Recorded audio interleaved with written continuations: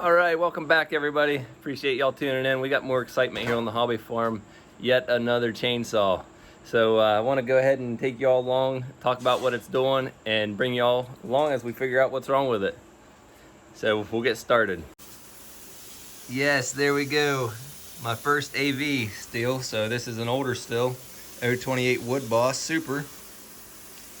And it's got a high bog, and it sounds like it's running really lean. So I took off the cover there. I'll show you the air filter that was on it. Absolutely horrendous. So who knows, we might end up having to rebuild the saw. So I took off the air filter, and I noticed this here, the vent line is missing. Right now I just started taking off the carburetor. We'll get a better look at it. All right, so I used the 8mm deep well there. Take these nuts off. And we need something to lift the throttle linkage up out of the way. Now, we should be able to separate the fuel line, the impulse line there.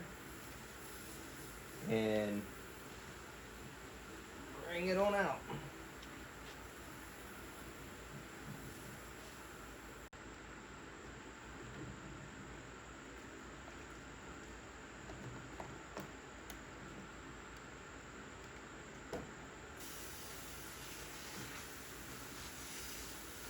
There we go.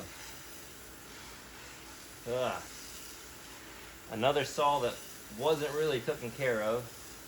We're going to try to get it going. We're going to go ahead and remove the top plate there and see if we can't see down to where the crankcase vent is on this. Bear with me, I've never worked on this particular saw before, so this is all new to me.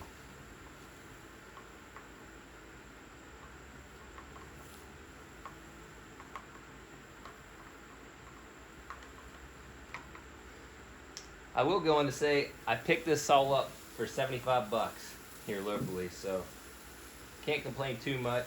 Even if I get a little bit of money invested in it, I think it's still going to be a good saw for the price.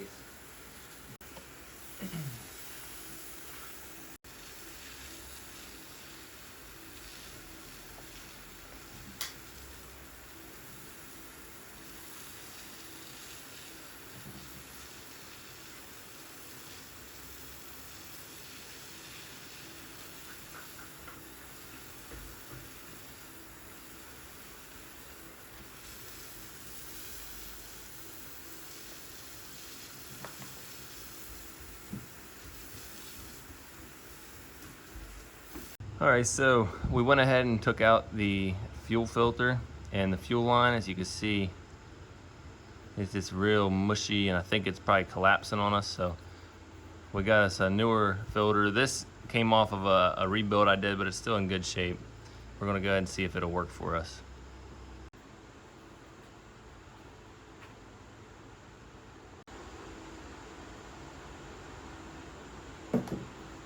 Get that line pulled up near the top where we can connect our filter.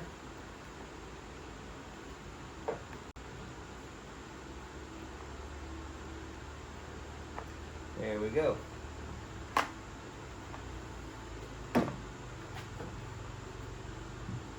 We'll go ahead and press it in on the grommet, make a good seal.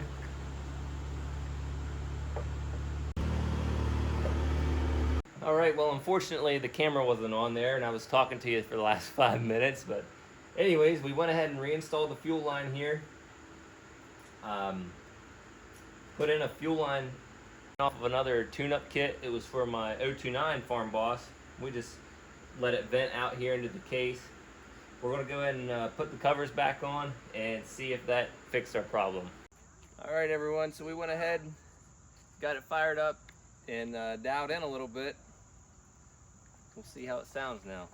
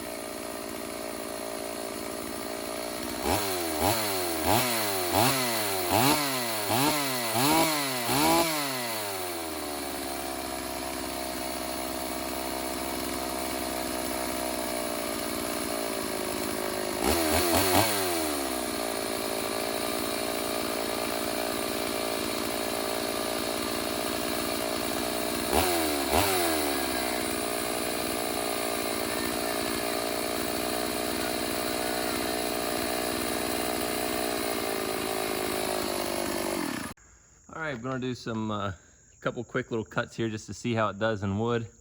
I'll probably have to tune it a little bit more, but just to give you an idea of what we're working with. I'm not putting the old filter back on, so that's why they're gonna be quick cuts. I don't wanna get any gunk in the carbs, so just having fun with it at this point.